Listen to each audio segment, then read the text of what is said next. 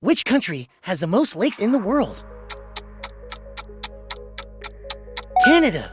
How many countries are smaller than Central Park in New York City? 6. What percentage of Earth's living organisms are found in the ocean? 50% to 80%. Which is wider, Australia or the moon? Australia. What is the deepest part of the ocean called? Challenger Deep. Which planet has the fastest winds in the solar system? Neptune's. What is the name of the small seeds on the outside of a strawberry? Achenes. How often does the International Space Station orbit the Earth?